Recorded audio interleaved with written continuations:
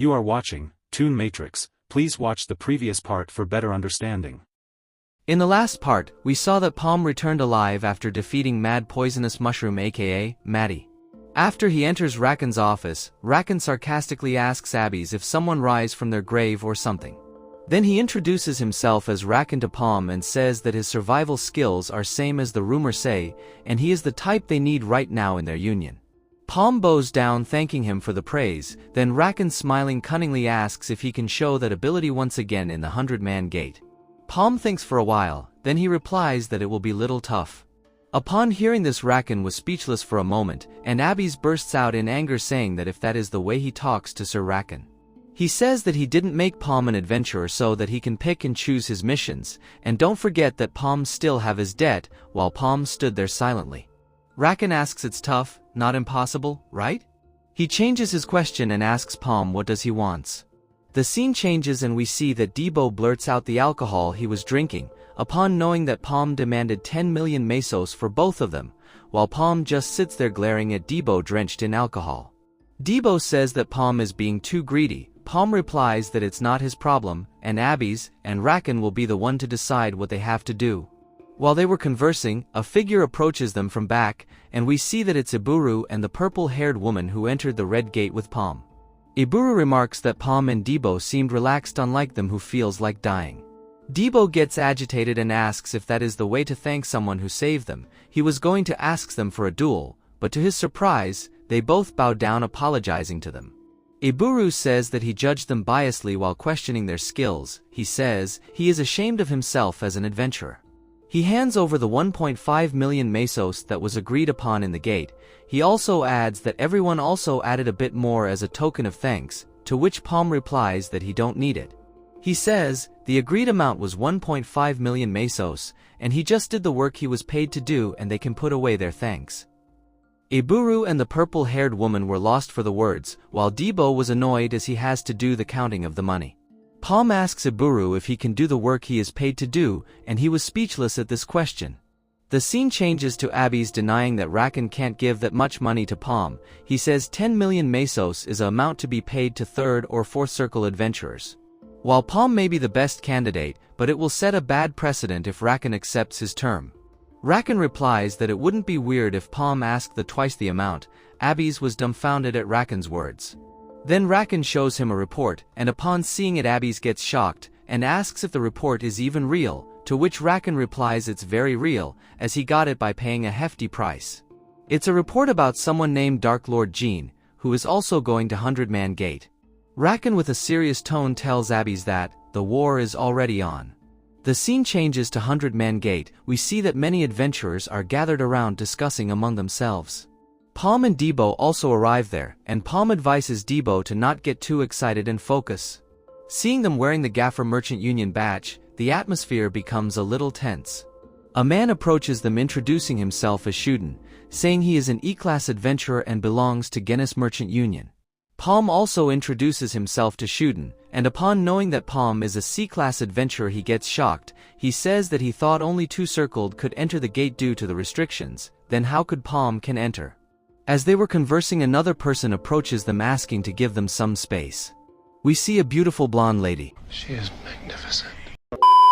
She asks Shuden to leave as she has some business with Paume. We get to see a flashback where Paume is asking why did he have to do that, to which Abby's replies that Paume just have to do what he is told, why ask so many questions. Abby says that their Gaffer Merchant Union will be working with Cygnus Knight Order for this gate. Cygnus Knight Order follow the teachings of the Empress Cygnus, and it is the strongest group. Abby's tells Paume that the quota of this gate was already taken up by other merchant unions, so they have decided to work with them. Although they may have ulterior motive for coming for this gate, but the offer they made to the merchant union was not bad at all.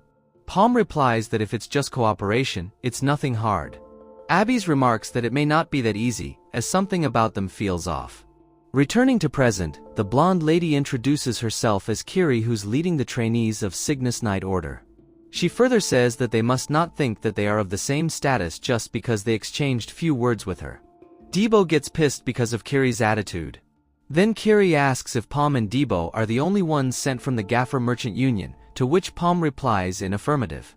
Kiri sighs and wonders if Gaffer gave on the gate completely. Then we see that other parties have also arrived, which includes, from Dig Merchant Union Crocus Party, from Merdia Merchant Union Cubal's party. Upon seeing the parties, Debo remarks that they are the elites of their respective merchant unions, and upon their arrival the air suddenly changed. And at last, from Goldrich Merchant Union, the three Natasha sisters has also arrived. After the arrival of every party, a man spoke up and introduces himself as Lonko. He briefs that he and his party are the ones assigned as the guards for this raid, and they will remain there to provide support when they get out of the gate. He reminds everyone present there that the legendary items that will come out of the gate will not belong to them, but instead they will belong to their respective unions, and they will be paid to the terms they agreed upon. He also gives them a warning that if they were caught trying to pocket an item, that person will have to face against Lonko and his party of B-class adventurers. Lonko then concludes the announcement and tells them that they can now enter the gate. Kiri orders Paume and Debo to follow her as she will be leading their squad. She remarks that their squad will be the ones to succeed.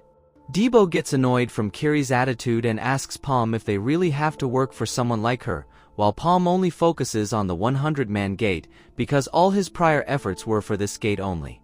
Paume was not able to experience it in his past life, but he must succeed because everything starts from this gate. With a red flash they all enter the gate. The terrain seems to be a field with tall grasses. A brown-haired man asks everyone to follow him, while we see that Debo is surprised to see the tall grasses. Kiri says that they are not here for sightseeing, and asks Paume and Debo to keep up with them. Debo asks Paume if they will continue to take this type of treatment, but Debo notices that Paume is leaning down and listening to the ground, while Debo is confused and asks Paume what is he doing. The guy who was walking ahead turned around and seeing the dusty pillar behind remarks that he heard something. Then we see that pig-like monsters called ribbon pigs are running towards them in a horde. Seeing this, Kiri shouts and asks everyone to spread out as there are still parties that have yet to come inside the gate. It's an unstated rule to not draw danger to the gate's entrance. Then all the adventurers spreads out in all directions and the ribbon pig starts to chase after them. While running, one of the Kiri's subordinate tells her that the people from Gaffer Merchant Union seems to be missing, and Kiri gets shocked upon hearing this. Somewhere away from the ribbon pigs, Debo says that they can relax now. He asks Paume that how did he anticipate that the ribbon pigs would come stampeding. Paume replies that, based on his experiences, there are many herds of beasts that travel across plains like this. Ribbon pigs are the beasts with average body length of 2 meters, and they have violent personality. They usually travel in groups of hundreds and sometimes even thousands of them. Paume self thinks that ribbon pigs are tough to deal with, and it should be same for the other merchant unions. They will avoid fighting since they don't want to waste their energy early in the gate. Since nobody knows what monsters they'll run into this gate, there is no way it'll be over with just some ribbon pigs. Before Paume's regression, the raid for the 100-man gate resulted in failure, with all the adventurers dying. Debo, while walking ahead, interrupts Paume's thoughts and asks what is he thinking so hard about. While Debo was asking Paume question, he triggers a trap, and a high wall with sharp logs rose from the ground, but Paume pulls Debo back him from the trap, saving him in the nick of time. Debo gets flustered and wonders who would do something like this. Somewhere in the forest, a sword cuts the rope and a large sharp log flew towards a bald guy with scars all over his body. The bald guy swung his sword and cut the log in half. A guy with black hair sheathes his swords and says that they are done here. A guy in a white mask calls the bald guy Babel and asks him to not let his guard down. Babel calls the masked guy Crocus and says that, although the trap was simple, but they were dangerous enough to kill on the spot. Besides, these monsters copied the way human hunts, and it leads to the conclusion that these monsters are Hobs. Hobs are difficult to deal with, and they are equivalent to a boss in a red gate. Crocus then goes on about how difficult this gate is, keeps singing praises of himself. He then turns around and then asks Babel and others to follow him. Then he hears something, and when he looks back, he sees that Babel's head has been chopped off, and the other 2 people also met the same fate. Then we see that a brown-haired man comes from behind and beheads Crocus, while Crocus remained confused till the end. The man gives a cunning smile and calls Crocus dumbass for acting like he knows everything. Somewhere inside the gate, a squint-eyed man was sitting on the rock and remarks that the idea of using the ribbon pigs to distract the people entering the gate worked out well for them. We see that the 3 Natasha sisters are standing still behind them, and the squint-eyed man stands up to do his share of work since they are tight on time. The three sisters remain still and they struggle to move. Squinty explains that there's no use in trying to move, because it's a type of magic that will keep them in bind for at least next 30 minutes. Then one of the sisters, while stuttering, asks, "Why is the man doing something like this?" Squinty gets surprised because she can still talk while being under the effect of his magic. He came to conclusion that she may be dangerous if left alone, so he puts a hole through her stomach, killing her in an instant.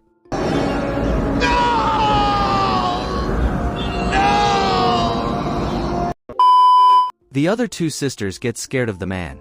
Then Squinty replies to dead Narsha that the question she asked was quite hard to answer if he were to explain why he is doing something like this. His magic staff then gets engulfs in flames, and while laughing creepily he says that everything is for Sir Black Magician. And then he casts a fire arrow, killing the other two sisters in one go.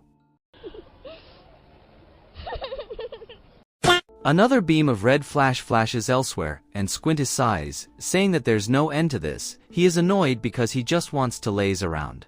In a flashback we see that Squinty is bowing down to the white-haired man and listening to his orders. Whitey calls him William and tells him that they have waited quietly for a long time just for this moment. Hiding from the world, growing during that time, and spreading their power, and it's finally time to reap the fruits of their efforts. William replies that he will not let him down. Whitey then gives William a feather engulfed in fire, saying that it's a present given to him by that person, and he will not accept any failures. Returning to present, we see that William has the feather and he comments that after receiving the present he cannot half-ass the work. Then he heads out and says that it's time to do the work seriously. The scene changes and we are taken to the dwellings of Hobs, which is fenced by wood logs and observing towers.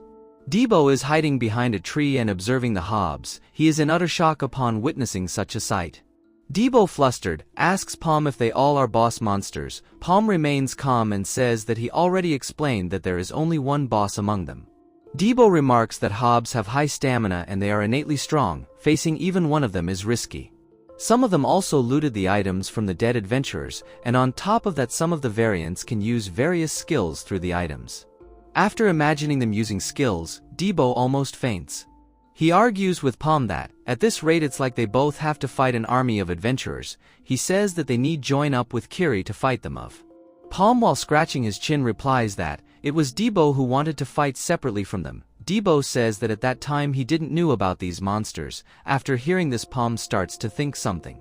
After some time, few Hobs leave their dwelling and goes to venture inside the forest. Then one of them notices something, and we see that Debo does a surprise attack by swinging his polearm covered in aura at a Hob, but unfortunately, the Hob ducks down, avoiding the incoming attack. Debo was mad because Paume made him fight the Hobs alone.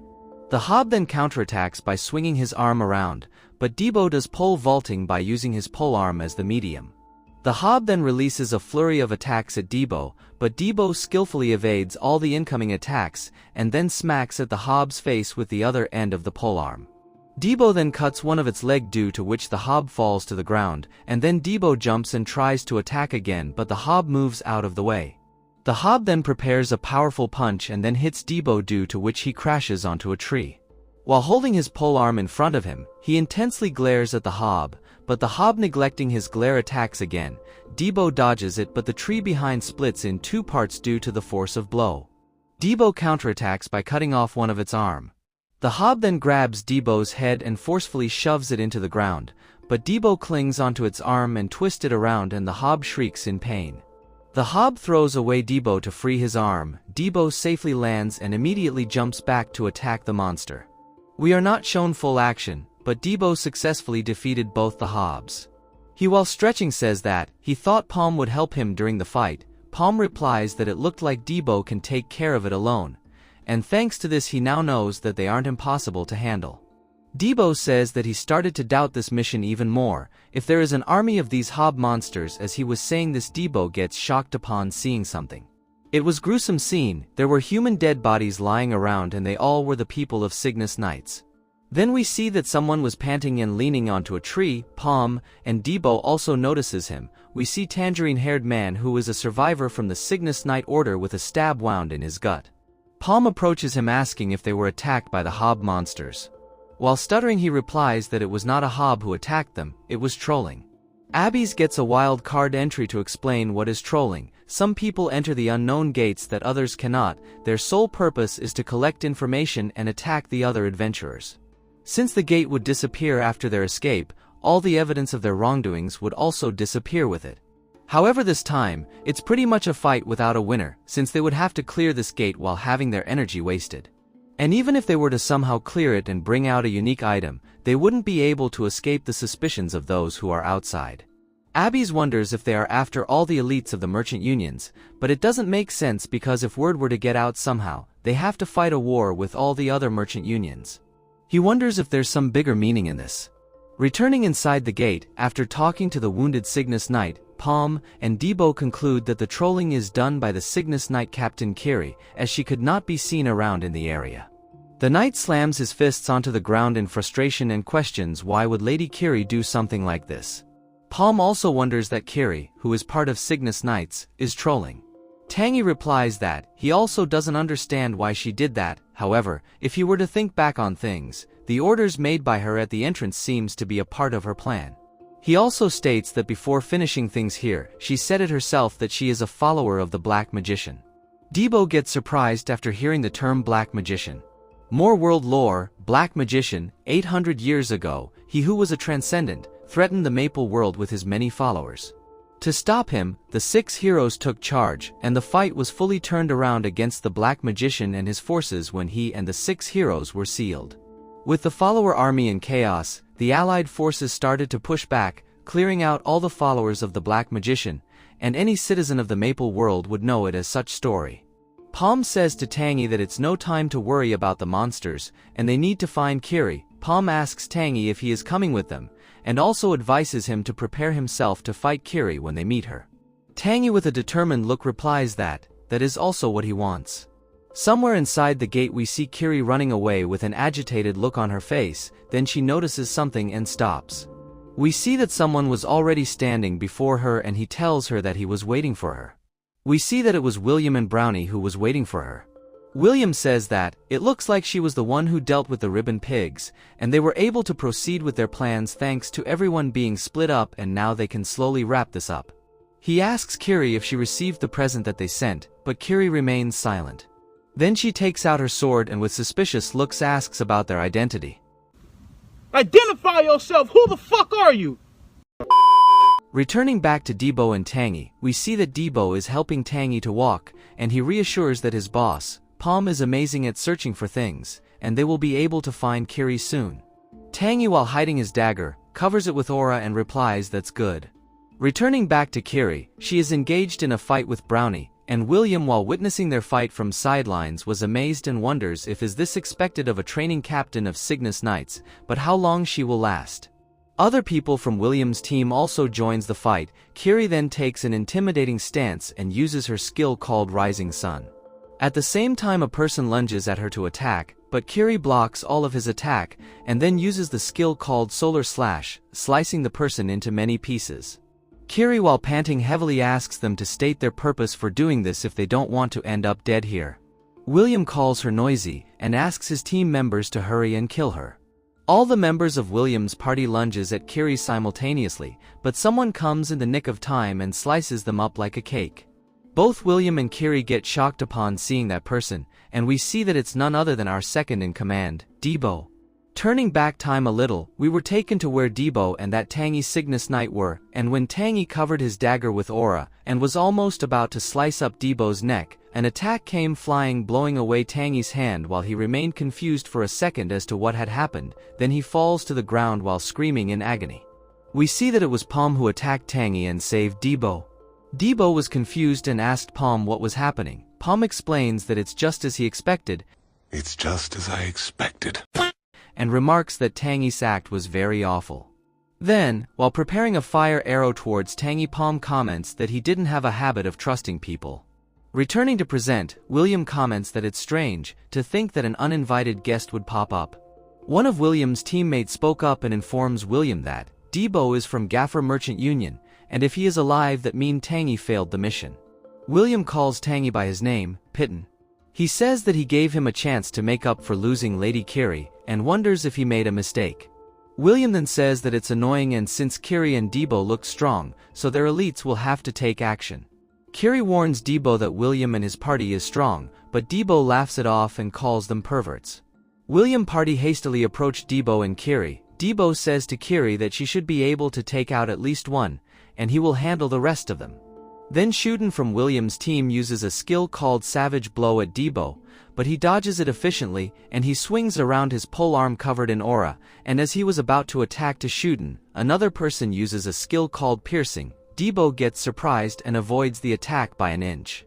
And when Debo gets distracted by the yellow-haired lady, another person sneaks up behind him and uses his skill Upper Charge and cuts Debo's shoulder, but it was a shallow attack so it didn't affect him much.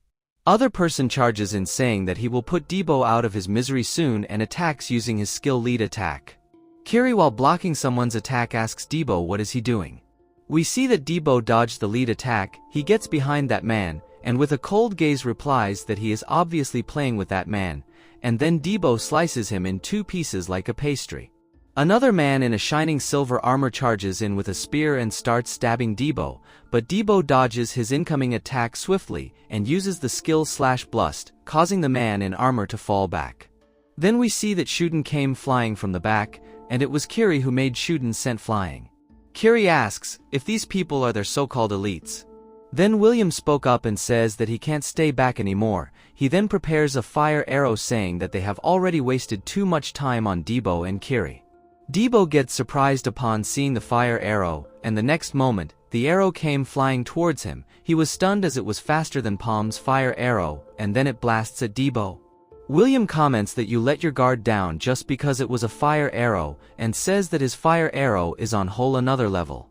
Then William gets shocked, and we see that our protagonist, Paume, has made his entry at the scene.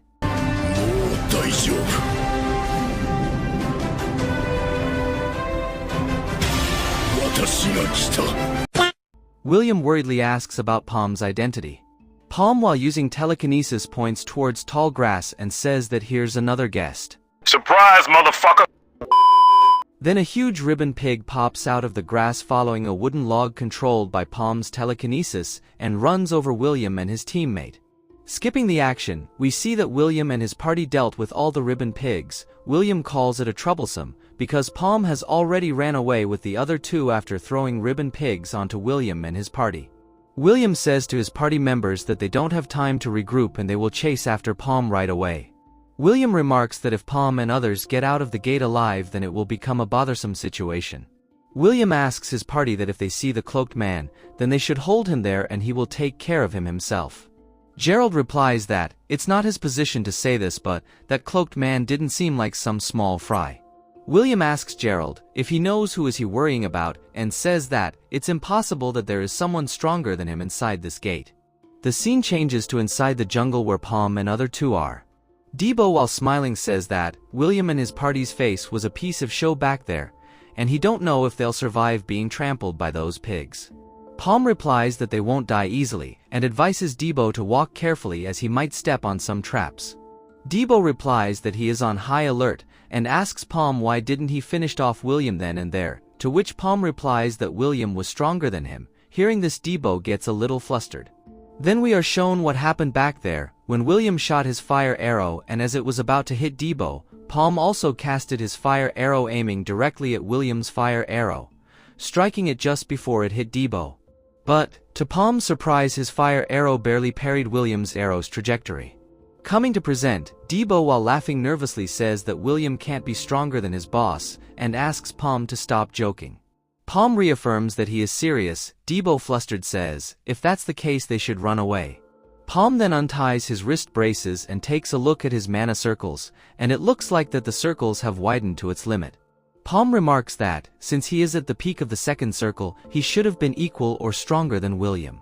However, William's magic was something above Paume's understanding. As he was able to enter the gate, William is surely a second circle, but somehow he's managed to strengthen his skill. Debo was surprised by the description of William from Paume's point of view, while Kiri remains silent. Debo asks about what they should do. He asks if they should try the earlier tactic with Hobs. Paume replies that it won't be easy, since Hobs are different from those simple ribbon pigs, and Hobs can figure out that they are enemies and use that against them. Then Kiri spoke up and asks if they are aware of their situation right now. She says that, the important part is that a follower of Black Magician was hiding within the Cygnus Knights, and this is an important information that holds the fate of Maple World. She suggests that they should quickly get outside the gate first, and give up on clearing the gate. Paume says that it's pointless. Hearing this, Kiri gets annoyed, and says, as expected, Paume used to be a slave, and asks if he is still after the little clear reward. Paume calmly replies, what would they do after alerting the people outside, and asks Kiri if she thinks that's the best way to get rid of these guys. Paume suggests to not look down on them. These followers have been hiding for hundreds of years, growing their roots. Exposing them does nothing but cut off a branch. They need to dig deeper. If they set their minds on hiding, no one will be able to find them, and they'll become the parasite that will eat away at the Maple World. Kiri gets agitated and grabs Paume's collar, shouting, this won't work, that won't work. She shouts and asks what should they do. They are being chased right now, and they need to get out of here. Paume chuckles and replies that they should let them know who the real hunters are. I've turned the fasten seatbelt sign back on because shit is about to get real. The scene changes and we see that Shuden and some other members are venturing in jungle. Shuden tells other members that they should find Paume and his party quickly, because if they escape the gate, their necks will be cut off. Suddenly we see that Debo appears behind Shuden greeting him, and then swings his polearm at him, but Shuden ducks down and dodges the attack. Then the shiny armor guy comes into scene calling Debo stupid for coming alone, and says that he will surely kill Debo this time. Then someone cuts the rope and a log came flying, hitting the armor guy from the back. Shuden calls him by his name, Andres. We see that it was Kiri who cut the rope of the hanging log. Debo, while swinging his polearm, shouts if Shuden can really leisurely look away. They both attack at each other, and Debo dodges Shuden's dagger and then knee kicks him in the face. Debo then drops his polearm and engages in a hand-to-hand fight, or we can say a one-sided assault. While Debo was engaged with Shuden, the yellow-haired lady aims her crossbow at Debo, but Kiri comes from behind and attacks her. Unfortunately, Blondie dodged the attack. But Kiri didn't stop there and releases a flurry of attacks. Kiri with menacing look advises Blondie to not look away, because she's already pissed with how things are going right now. The scene shifts to where William is, and a dark figure is standing in front of him. William asks him if they were waiting for his party to arrive. It is revealed that the dark figure is Paume, and with a determined look he takes a fighting stance. Both Paume and William readies their magic wand and casts fire arrow at each other, but William's fire arrow was more powerful and it pierces Paume's arrow, and it almost hits him. Paume, while running away, casts another fire arrow, and using his telekinesis aims it towards William. While William laughs like a lunatic, Paume's attack hits him directly. Paume watches the blast suspiciously, and then, suddenly a rock comes flying at him. Paume dodges it and wonders if that's all there is to the attack. Then we see that William comes behind Paume and casts a fire arrow from point zero. The surrounding area gets engulfed by fire, and amidst the blazing flames stand Paume and William facing each other. William asks if Paume just now cancelled his fire arrow. He comments that it was unexpected as he was sure that Paume didn't have the power to block his attack, and asks how did he do it. Paume just stood there glaring at him. Then William readies his staff and launches another fire arrow towards Paume. Paume uses his own skill called revolver, blocking William's fire arrow. William gets shocked upon witnessing that type of use of telekinesis. It was like a drill piercing through magic, and William has never seen something like this. Paume's revolver pierces William's arrow, and then we witness a huge blast in the forest. William was flustered and says it was remarkable that Paume strengthened his skill using telekinesis. William remarks that Paume is the one of the type whom people call a genius. He laughs and comments that is the type he hates the most, and while casting another fire arrow he asks Paume to show more of what he can do. Paume uses telekinesis and forms a shield of rocks in front of him, but William's fire arrow pierces the rock shield, and Paume runs away. While laughing, William asks Paume what is he doing playing hide and seek with him. Paume, while using telekinesis, points his hands towards William, and a fire arrow came flying from behind, but unfortunately William dodges it. Paume controls the arrow again and changes its trajectory, and it heads towards William, but William continues on dodging it again and again. William, fed up with dodging, casts another fire arrow and launches it towards Paume. Paume casts revolver and both their attacks collide, causing a loud blast. We see that William came behind Paume and laughs maniacally, saying that, finally, Paume has used both of his shots. Then William uses another skill called Poison Breath, and a green gas spreads around in surrounding area. William comments that Poison Breath is very useful, but it leaves you wide open while casting. He says since Paume is a fire and a telekinesis user, he guessed that he could seal Paume's attack if he could force his fire arrow on cooldown, and now Paume will not be able to move for 30 minutes. We see that Paume is standing still in midst of Poison Breath, while his magic wand lies on the ground. While taking out his dagger, William apologizes saying that he will finish off Paume with a dagger as his fire arrow is also on a cooldown. He laughs lunatically saying it's his favorite time and he can't handle the weight. He says he is curious to see what Paume's face in despair look like. Will he tremble or will he cry? But to our surprise, we see that Paume has appeared in front of William with a menacing look and ready to throw a punch at him. It was at this moment that he knew. He fucked up. Paume punches William so hard that William's eyeballs almost pops out and he flies back. Then we are shown a flashback where Iburu is asking Debo that how were they able to overcome Maddie's poison. Debo replies that it is pointless even if he told him because that's not something Iburu can do just because he wants to. Debo explains that Paume used a skill called Room.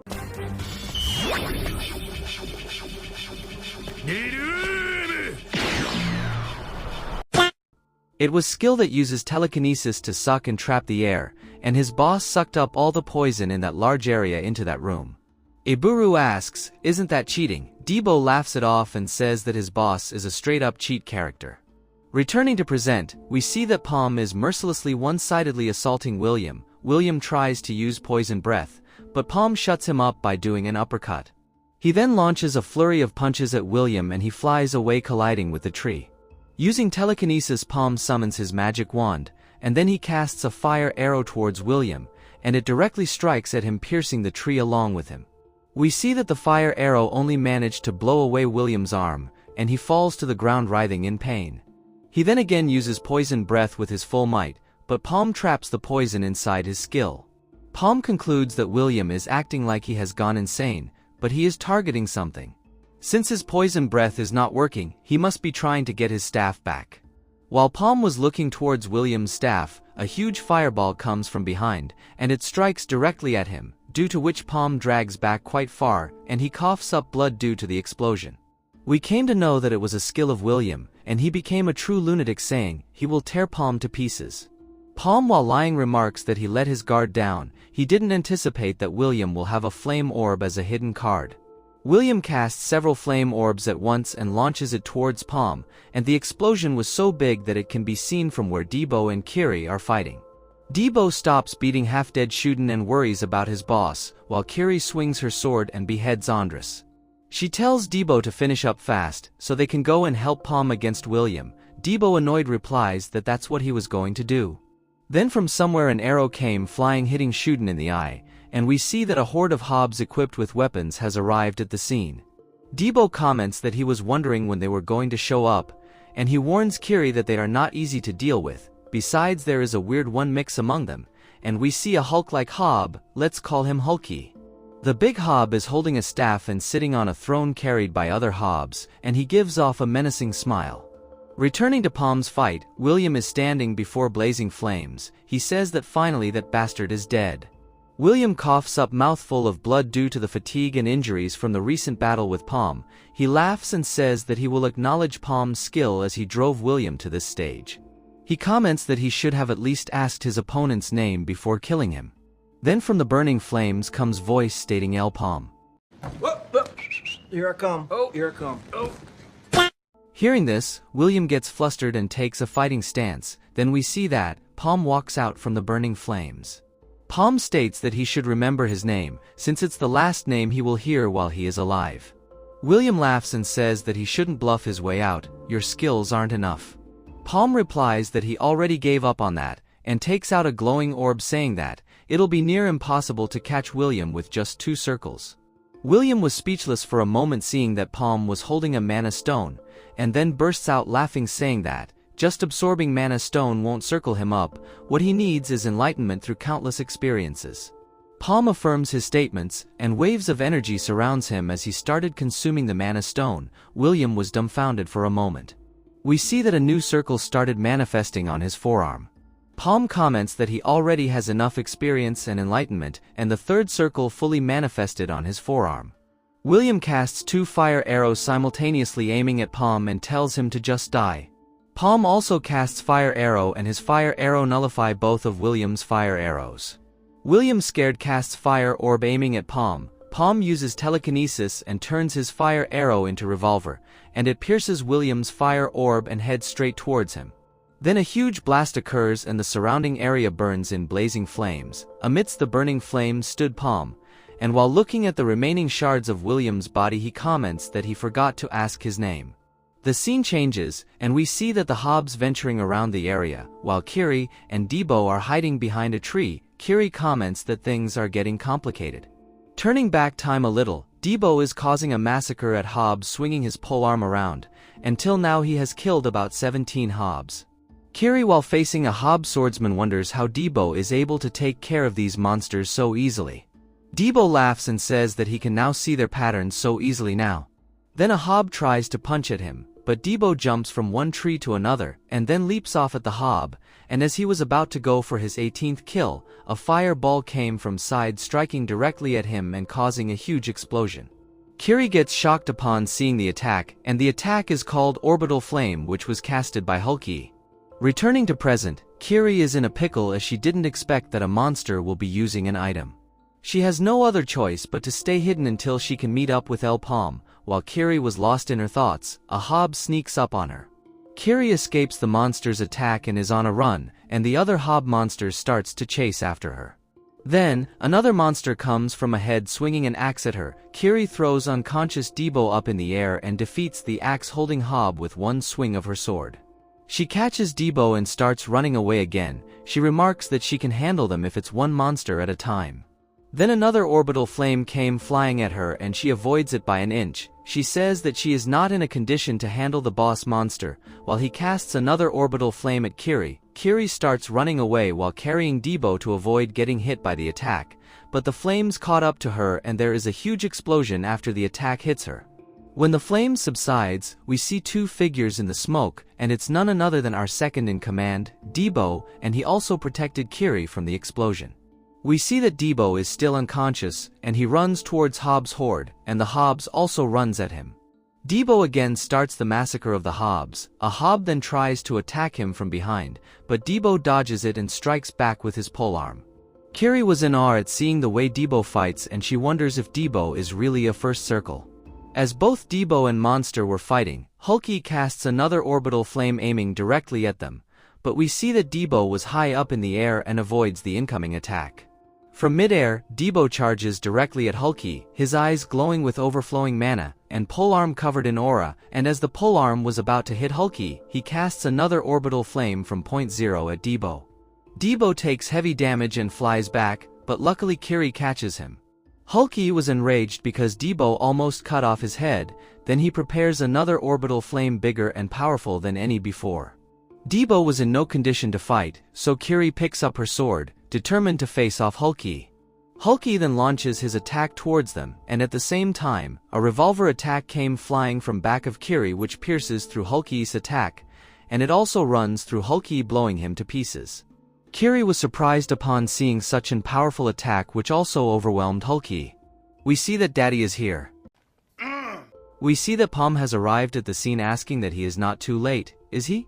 The scene changes to outside of the gate, and we see Lonko yawning. He says that it's already been 4 days but there is still no sign of adventurers coming out. Then he notices a commotion near the gate, and remarks that it's getting noisy. The gate then starts to crumble down and everyone present there gets shocked, and the gate fully breaks down to pieces. A man with an eye patch named Kite orders someone to call over the bishop, and Lonko came running from behind inquiring about the current situation, to which Kite reports that some people have returned alive. Longo gets shocked upon seeing the personnel who have returned, and we see that it was Paume, Debo, and Kiri who were lying on the ground bloodied and covered in wounds. And now, folks, it's time to say goodnight. We sincerely appreciate your patronage and hope we've succeeded in bringing you an enjoyable evening of entertainment. Please drive home carefully and come back again soon.